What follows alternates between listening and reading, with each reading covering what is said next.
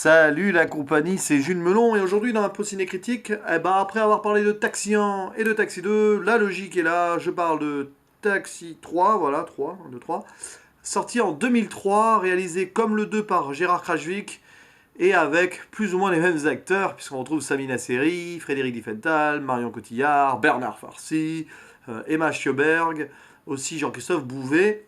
Bref, alors, évidemment, il y en a certains qui vont grincer des dents parce que, ouais, bon, Taxi 1, Taxi 2, déjà, c'était pas bon pour beaucoup d'entre vous. D'ailleurs, je ne le nie pas. Un certain recul nostalgique pour le premier. Autant le 2, j'ai vraiment eu du mal à le revoir, même si j'ai. Ouais, enfin voilà. Donc je peux comprendre que Taxi 3, ça vous fasse encore plus hérisser les poils sur la tête et sur tout le corps. Mais il s'avère en fait que je l'ai préféré au 2 et que ça confirme ce que j'avais vu à l'époque. Autant le 2 je l'ai jamais vraiment revu, autant le 3 je l'avais revu et là le revoir, ouais. Ouais, je le trouve mieux que le 2. Le 2, franchement, il était redite du premier. Alors vous allez me dire, le 3 est-il pas aussi une certaine redite des deux premiers? Oui, mais je trouve que c'est quand même un peu plus fun. Le 3 il est plus fun. Ça part moins dans tous les sens niveau cascade et surenchère, je trouve. Alors certes, c'est très bas du front, mais ça passe. À peu près, ça, c'est la moyenne. Je lui mettrai un 5 sur 10 pour la forme. Parce que évidemment, je ne nie pas le fait que c'est un petit peu simpliste, disons ça comme ça. L'humour marche bien, alors ça peut-être un peu moins euh, travaillé dans les dialogues que les deux premiers. Ouais, je sais, il y en a qui vont encore me balancer des boulets rouges, mais je trouvais que les deux premiers, enfin surtout le premier, il y avait quand même une sorte de travail sur le dialogue. Là, c'est un peu plus. Je trouve que c'est un peu moins, on va dire, plutôt moins percutant.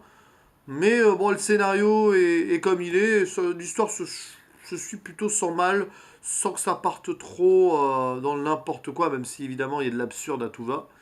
Mais voilà, j'ai été plus attaché à celui-ci et ça se confirme en le revoyant. Bon, le scénario c'est toujours du Luc Besson, donc là il n'y a pas grand-chose à dire. Qu'est-ce qu'on peut d'ailleurs raconter de cette histoire? Disons que ça se passe à Noël, il y a un gang de Père Noël qui fait rage en Marseille jusqu'à l'époque de Noël. Et là, Emilien en a marre. Emilien, c'est Frédéric Diffenthal, c'est l'inspecteur de police. Il en a ras-le-bol et il en dort plus. Et il se rend d'ailleurs pas compte que son épouse, Petra, l'allemande, est devenue son épouse depuis le 2, est enceinte depuis 8 mois. What the fuck? Alors là, on est dans l'absurde ultime, mais là, je trouve que c'est bien fichu. C'est tellement con que c'est bien. C'est drôle, quoi. Et donc il est tellement, voilà, il veut arrêter ce gang de Père Noël à tout prix, il ne se rend pas compte que sa femme est enceinte. De l'autre côté, vous avez Daniel qui lui ne pense qu'à bidouiller son véhicule et qui s'attire les foudres, qui s'attire l'ire de sa petite amie, Marion Cotillard. Et du coup, voilà, il se rend pas compte qu'elle a besoin de lui et elle se barre. Est-ce qu'elle est enceinte elle aussi? Il y a tout un truc là-dessus dans le film, puisque les deux pourraient devenir papa en même temps. Et autour de ça, vous avez l'habituelle comédie policière autour de arrêter les méchants. Des méchants chinois, cette fois-ci. Alors après les japonais dans le 2, les allemands dans le 1, là on a les chinois. Il y a moins de racisme.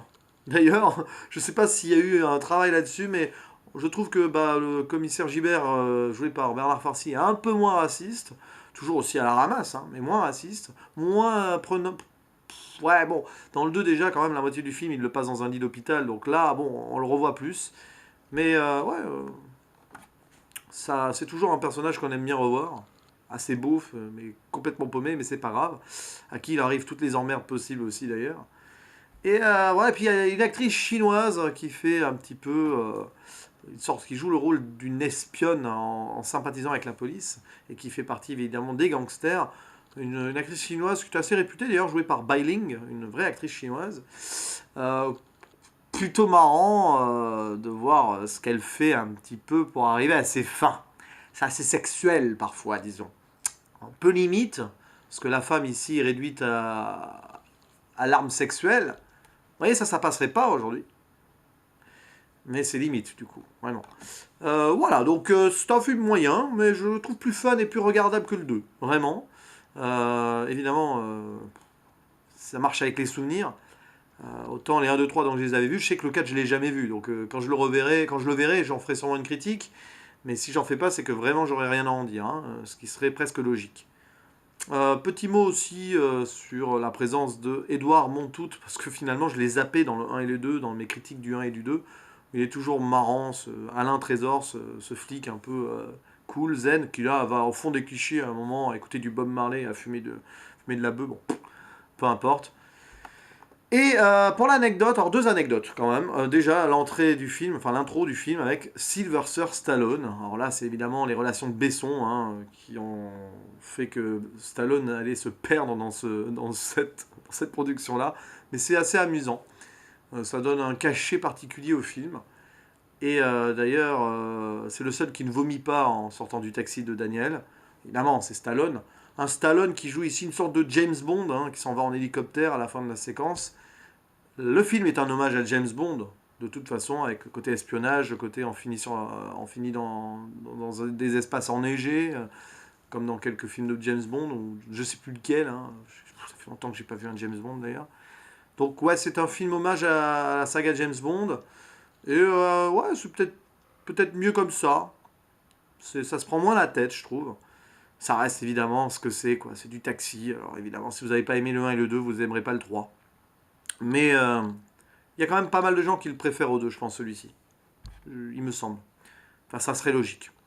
Quant au 4, on verra. J'avoue que je sais pas quand je le reverrai, mais vu comme c'est parti, ça sera sûrement bientôt. Et ça permet donc peut-être ici d'envisager de conclure la saga dans mes critiques. Mais bon, ceci est une autre histoire. À la prochaine pour une autre édition et ciao ciao.